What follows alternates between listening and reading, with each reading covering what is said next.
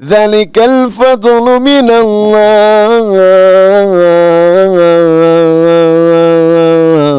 Allah ya Hanana. Hal yang paling berkesan adalah ketika mereka itu bertemu dengan seorang pendeta Nasrani yang soleh. Menurut informasi di kitab saya, nih orang pasti yatim. Pendeta. Dipraktekin langsung. Untuk buktiin buat semuanya. Sunnah Rasulullah yang kita kadang lupa itu tahu diri. Rasulullah lahir itu ibarat request.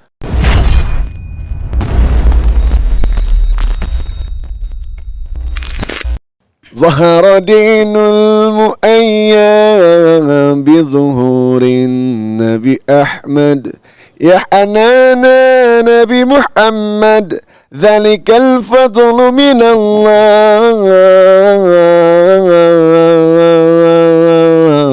Allah ya Hanana ya Hanana ya Hanana ya Hanana.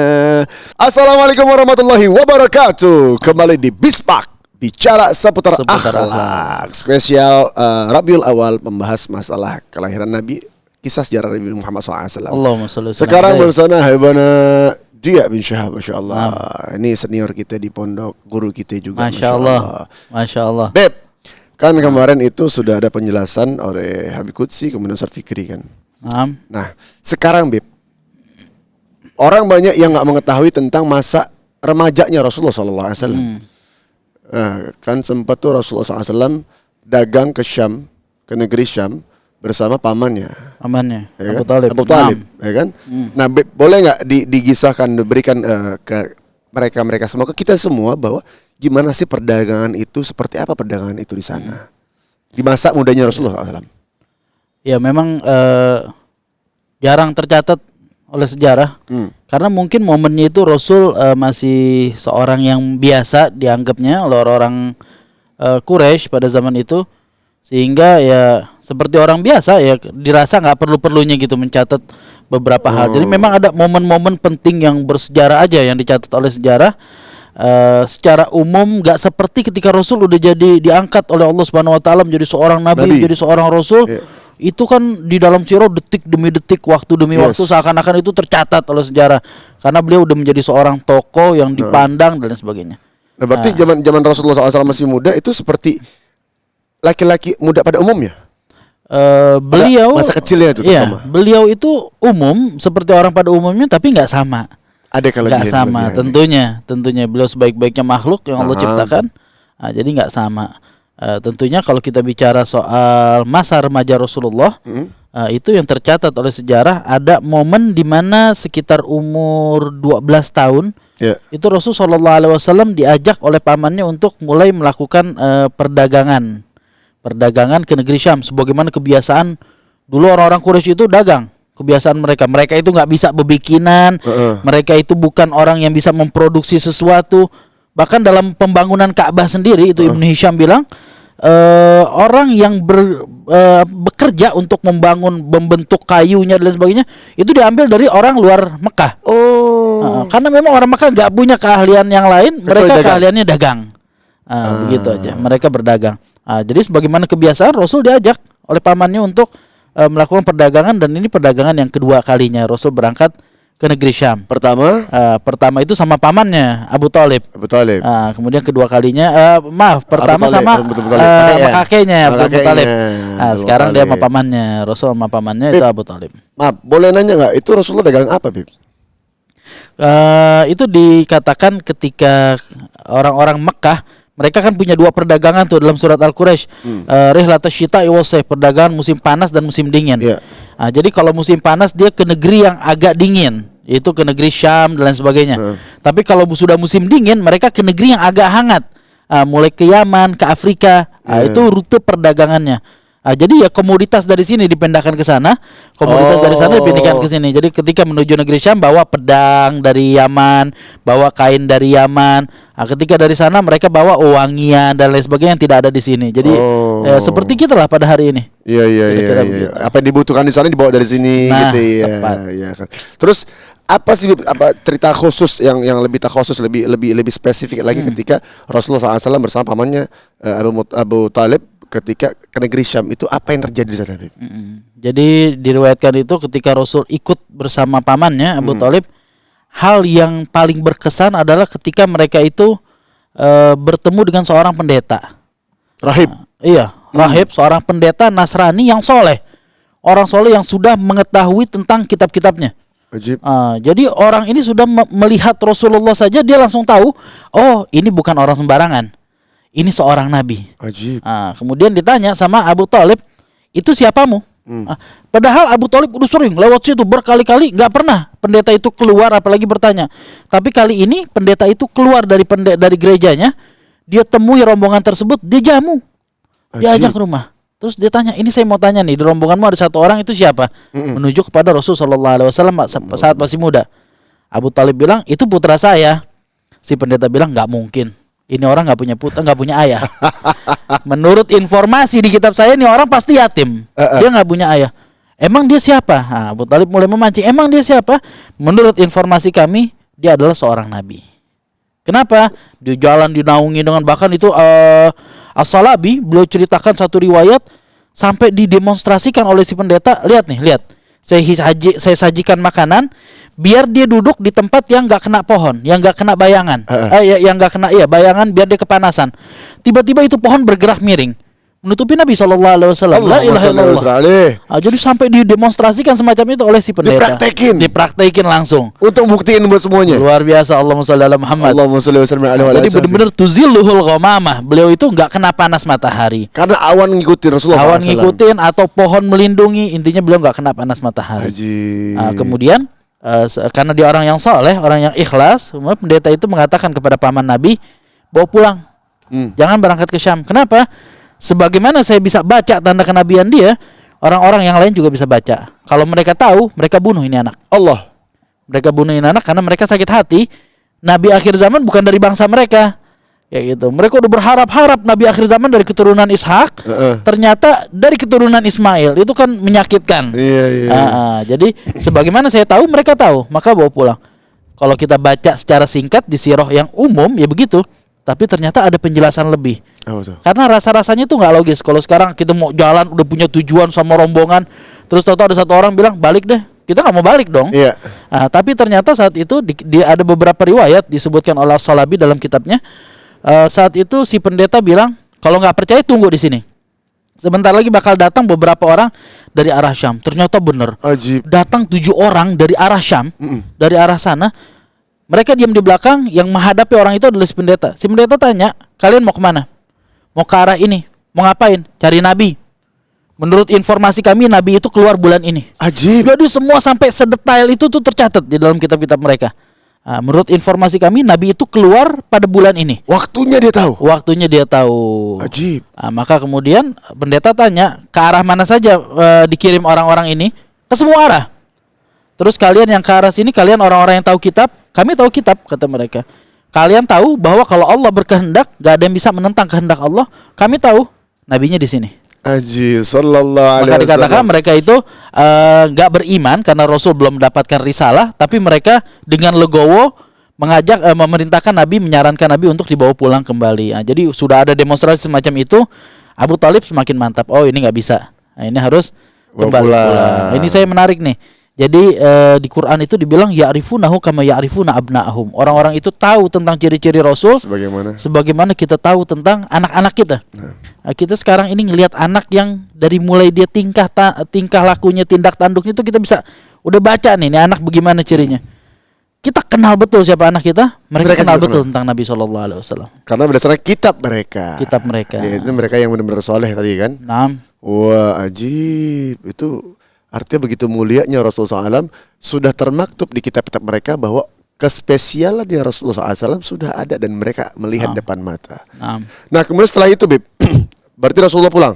Rasul pulang tidak melanjutkan perjalanan. Rasul kembali ke kota Mekah, menjalankan hari-harinya di kota Mekah. Berdagang juga? Enggak. Kalau di kota Mekah itu Rasulullah sebagai seorang penggembala. Jadi Rasulullah itu masa kecilnya, kemudian tumbuh agak remaja, sehari-hari itu beliau menggembala. Beliau menggembala. Dan memang ada satu riwayat Rasul bilang para nabi itu menggembala. Jadi nabi-nabi ini mainnya sama kambing, berbangga lah kita yang miara kambing, yang main sama kambing, yang dagang kurban akikah. Iya. Jadi Rasulullah itu dari kecil menggembala kambing, tentunya buat ngebantu perekonomian pamannya. Pamannya itu orang nggak punya, anaknya banyak, ekonominya kurang kurang maju, sehingga Rasul bekerja. Ini juga menarik nih. Jadi Rasulullah itu seorang anak yang peka terhadap keadaan. Dia enggak, ya udah saya udah hidup di sini kemudian dia berpangku tangan, enggak. Dia bekerja untuk membantu perekonomian pamannya. Nah, ini berarti sunnah juga buat kita ini, buat apa? Buat sunnah Rasulullah yang kita kadang lupa itu tahu diri. Kita kudu tahu diri. Iya. Kadang kita numpang sama orang, kadang kita udah minta tolong orang, kadang nggak tahu diri, kadang-kadang gitu kan. Berarti ini sunnah coy. Hati-hati lu tahu diri itu sunnah boy. Ya kan? Rasulullah SAW ketika diasuh oleh Sayyidina Abu Thalib, itu Rasulullah paham bahwa aku numpang berarti aku harus kerja. Aku harus lakukan sesuatu meskipun anaknya Abu Thalib itu banyak kan, ada siapa pertama Harits, Ali bin Abi Thalib. Kemudian juga Ja'far, anaknya Abu Thalib. Anak Abu Thalib. Oh iya, paman Nabi. Ali, kemudian Ja'far, kemudian ada yang perempuan juga, Ummu Hani. Ada Ummu Hani. Dan ada beberapa, intinya diriwayatkan anaknya Abu Thalib itu banyak. Ajib. Ada orang yang anaknya banyak. Ajib. Nah, Beb. Ini kan Rasulullah SAW di usia berapa tuh kira-kira itu? Kira-kira ya 12 tahun, 13 tahun. 12 tahun. Pertanyaan yang mungkin ada orang nanya, Rasulullah akhir balik di usia berapa tuh, Bib? Mungkin kalau secara umum ya, secara hukum fikih sih ya, secara hukum fikih laki-laki itu dihukumi akil balik kalau tidak dengan ihtilam, dengan mimpi basah, atau dengan umur 15 tahun. Apakah Rasul sama seperti manusia pada umumnya? Wallahu alam. Pasti berbeda dong. Iya. Ada keistimewaan dari Rasulullah SAW. Nah, Bib, ada juga ada yang nanya, apakah Rasulullah sama seperti pemuda-pemuda lainnya? Artinya memiliki keinginan sesuatu. Iya. Kalau bicara keinginan, Rasul punya keinginan. Ada satu riwayat dikatakan Rasul itu pernah pesan sama temannya. Jadi suatu malam itu Rasul mendengar ada kawinan. Sebagaimana kita kawinan hari ini, mungkin kalau di Indonesia ada dangdutan, ada apa. Rasul itu dengar kayak gitu. Dan kalau dangdutannya orang jahiliyah, ya tentunya berbarengan dengan minuman keras, berbarengan dengan maksiat dan lain sebagainya. Semacam itulah. Jadi Rasul itu dengar kayak ada suara gendang, ada suara seruling. Oh, ini ada apa ini? Rasul tanya sama satu orang. Itu ada si fulan nikah dengan fulanah, dua-duanya orang Quraisy. Sehingga diadakan acara yang seperti itu. Rasul ingin hadir. Karena beliau nggak pernah tuh hadir semacam itu. Beliau bilang sama temennya, tolong dong jaga kambing saya mau berangkat, mau lihat di sana. Nah, kemudian diriwayatkan Rasul itu berjalan, di tengah jalan tiba-tiba ngantuk, tidur. Tiba-tiba tidur. Tidur di jalan. Tidur di jalan.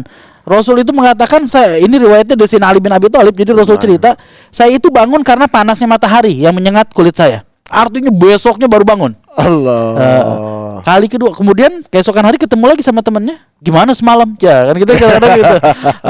Gimana semalam? Kata Rasulullah, aduh, ketiduran tengah jalan. Temannya bilang, ya udah malam ini ada kawinan lagi, saya jagain kami. Nih, kadang-kadang kita punya teman yang model begini nih. Urusan maksiat didukung kita. Dia dukung kita, dia semangat, lebih semangat daripada kita. Tapi urusan ketaatan kita tarik-tarik dia malas. Aja deh. Ini teman semacam itu nih. Jadi saat itu Rasul bilang, temannya itu bilang, udah malam ini datang lagi, kambingmu saya jagain. Iya. Maka pada malam selanjutnya Rasul datang kembali, tapi di tengah jalan sama. Allah. Beliau ketiduran lagi, bangun karena sengatan matahari. Kemudian Rasul katakan, semenjak hari itu saya nggak berkeinginan sedikit pun untuk mendatangi hal-hal semacam itu. Sallallahu alaihi wasallam. Artinya apa? Bahwa Allah menjaga Rasulullah SAW dengan sedemikian rupa. Iya, keinginan ada. Tapi penjagaan Allah jauh lebih besar. Sallallahu alaihi wasallam. Allahumma shalli wa sallim alaihi wa ala sahbihi. Terus ada orang nanya juga gitu katanya. Rasulullah pernah dicengin enggak? Nah, itu biar antum jawab deh itu. Sekarang antum tambahin. Rasulullah tidak pernah dicengin oleh orang-orang. Kenapa? Rasulullah tidak memiliki kekurangan. Insanul kamil.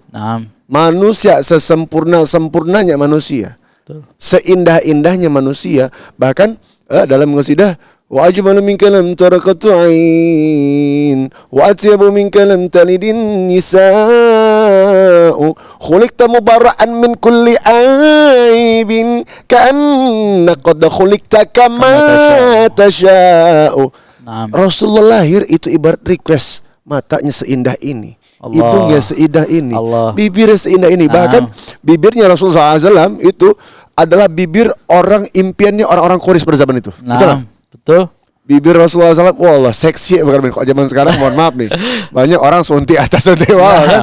Rasulullah SAW nggak perlu begitu. Rasulullah nggak pernah dicengin karena apa? Begitu sempurnanya Rasulullah SAW. Sallu ala Nabi Muhammad. Allahumma shalli wa sallim barik alaihi wa alihi. Betul. Ini saya menarik tuh tadi ada beberapa riwayat tuh yang kita sampai kepada kita yang bilang Rasulullah itu hidungnya seperti alif, alifiyul anfi, mimiul fami, mulutnya seperti mim, nuniul hajib, alisnya itu seperti nun. Itu ada di Maulid Tiba tuh. Tapi yang orang salah tafsir terkadang nggak paham bahwa teks ini harus dibaca dengan kiasan. Karena kalau kita mau pikirin ada orang alisnya kayak nun, bayangin nun ke atas lagi pakai titik, hidung kayak alif, mulut kayak mim lah. Ini makanya bukan jadi cakep. Iya. Jadi serem. Iya makanya nih orang kalau belajar atau dengar informasi itu harus kafah. Lu maksudnya apa? Dipahami dulu ya nggak? Benar. Nah, terus ternyata para ulama itu mengatakan yang dimaksud Rasulullah alifiyul anfi, hidungnya seperti alif, di antara huruf yang tegak dan sedikit bengkok, yang paling elegan dan indah itu huruf alif. Di antara semua hidung yang tegak sedikit bengkok, paling indah hidungnya Nabi SAW. Allahumma shalli wa sallim alaihi wa sallam. Di antara alis, di antara huruf yang melengkung, yang lengkungannya paling indah itu huruf nun. Di antara alis yang melengkung, yang paling indah alisnya Nabi Muhammad SAW. Di antara mulut yang punya lubang, yang paling indah, di antara huruf yang punya lubang, paling indah itu adalah huruf mim. Di antara mulut yang paling indah adalah mulut Nabi Muhammad SAW. Jadi indah. Rasulullah itu indah. Orang lihat itu cinta. Man ra'ahu badihatan habah, wa man khalatahu ma'rifatan ahabbah. Allah. Orang sepintas lihat Nabi segan. Orang mengenal Nabi nggak mungkin nggak, pasti cinta sama Rasulullah. Pasti cinta. Dengan ketampanannya Rasulullah SAW. Orang ngefans sama si artis lain gitu kan. Ada ngefans artis. Itu nih Rasulullah SAW. Bagaimana wanita-wanita Mekah yang ngefans sama Rasulullah SAW? Iya, Rasul itu tampan. Nggak mungkin nggak. Tadi antum yang Ustadz Alfi baca, ka'annaka qad khuliqta kama tasya'u. Seperti diciptakan itu dengan requestannya sendiri. Sekarang orang nggak bisa nge-request mukanya, akhirnya nge-request pakai aplikasi. Yang rada lebar dikecilin, kurang tirus ditirusin. Foto bawah dikit biar tinggian dikit. Iya. Kadang foto kondangan sengaja miring biar nggak kelihatan gede. Iya. Itu request. Kadang kita nggak bisa request secara dunia nyata, akhirnya kita request di aplikasi. Rasulullah terlahir seperti udah request sebelumnya. Sallu ala Nabi Muhammad. Sallallahu alaihi barik alaihi wa alihi. Tentunya beliau dengan ketampanan seperti itu, orang paling good looking lah. Iya. Beliau dicintai. Tapi tentunya juga berbeda Rasulullah itu punya wibawa yang besar. Karena orang ganteng aja, good looking aja, kalau nggak pakai wibawa jadi fitnah. Betul. Jadi fitnah. Tapi kalau tampan dibarengi dengan wibawa, bukan fitnah, melahirkan cinta dan segan. Dan itu yang terjadi kepada Nabi SAW. Bedanya Rasulullah kan dicintai sama wanita banyak nih, artinya segan. Bagaimana Nabi Yusuf alaihissalam? Itu Nabi Yusuf, beliau tidak dengan kewibawa seperti Nabi Muhammad SAW. Beliau tampan luar biasa. Bahkan sebagai riwayat bilang kalau ketampanan itu 1 rembulan, Nabi Yusuf itu udah ambil separuh. Tapi Rasulullah rembulan utuh. Artinya kalau kita mau bandingkan, tentunya kalau Nabi Yusuf dikejar-kejar seorang wanita, diajak berzina sampai ditarik bajunya, harusnya Rasul lebih banyak dong yang ngejar karena lebih tampan. Tapi ternyata nggak terjadi sama Rasulullah. Kenapa? Beliau punya wibawa. Haibahnya. Ada haibahnya yang Allah titipkan di situ sebagai penjagaan. Allah. Nah, ini sedikit nih tentang ayahnya Nabi. Jadi ketika ini sebelum menikah tentunya, ketika Abdullah itu mau melamar Aminah. Jadi Abdul Muttalib, kakeknya Nabi, suruh anaknya itu Abdullah, ayahnya Nabi, buat ke Madinah. Lihat itu ada perempuan namanya Aminah bintu Wahbin, anaknya Wahab. Coba lihat ke sana. Ini belum mau nikah, baru mau lihat. Berangkat. Dikatakan semua jalur keturunan dari Nabi Muhammad SAW, mereka itu membawa Nur Muhammad, membawa cahaya Rasulullah dalam sulbi, dalam dirinya. Kemudian Abdullah dalam perjalanan hampir sampai ke kota Madinah, ada seorang perempuan ahli sihir. Perempuan ahli sihir yang bisa melihat sesuatu yang kasat mata. Perempuan ini lihat ada cahaya di atas kepalanya Abdullah. Maka dia berdandan, memang asalnya cantik perempuan tersebut, ditambah lagi berdandan ya mungkin dengan baju yang bagaimana. Dia tawarkan dirinya, mau nggak nikah sama saya? Abdullah laki-laki biasa, kayak ente kayak aneh sama gitu semua. Ngelihat yang semacam ini, Abdullah tertarik. Kemudian Abdullah bilang, saya punya janji. Ini penjagaan Allah. Saya punya janji untuk ketemu dengan calon mertua di Yathrib saat itu. Saya mau ketemu dulu. Nanti pas saya balik, saya bakal samperin kamu. Oke, deal. Berangkatlah Abdullah ke rumah Wahab. Ternyata Wahab suka sama Abdullah. Aminah terima Abdullah. Abdullah juga mau menikah pada saat itu. Langsung menikah. Ini juga penjagaan Allah. Selesai menikah, ya tentunya terjadi pada malam pertama pernikahan tersebut. Kemudian Abdullah kembali duluan ke kota Mekah untuk menyiapkan rumah dan lain sebagainya agar Aminah nanti menyusul. Ketika Abdullah jalan kembali, dia ingat, oh kemarin saya punya janji. Saya punya janji, maka dia mendatangi si perempuan tadi. Tapi perempuan itu nggak ngelihat lagi ada cahaya di atas kepalanya Abdullah. Kenapa? Sudah berpindah kepada Aminah. Sallu ala Nabi Muhammad. Maka saat itu dia nggak mau dinikahi oleh oleh Abdullah. Ala kulli hal. Jadi nur itu memberikan wibawa, memberikan ketampanan luar biasa kepada seseorang. Allahumma shalli wa sallim alaihi. Jadi kalau pengen tampan wibawa, banyakin sholawat. Allahumma shalli wa sallim barik alaihi. Kan? Bisa. Iya. Kalau pengen kau orang kan gini secara ilmu kita zaman sekarang nih. Orang akan mirip dengan seseorang yang dekat dengan dia. Dari garis mukanya, ya kan? Kemudian sikap sifatnya. Orang yang hidup bareng sama dia tiap hari. Nah, kalau kita menghadirkan Rasulullah SAW tiap hari dengan kita, mana mungkin kita nggak wibawa? Benar. Mana mungkin kita nggak tampan atau cantik? Benar. Mana mungkin kita nggak naik derajatnya? Karena mereka salawat kepada Nabi Muhammad SAW. Kalau sekarang dibilang aja pulang Jumatan biar ganteng. Ya salam. Iya. Nah, ada yang nanya nih, Beb, kenapa kalau pengen satu disalawatin? Baik, bukan di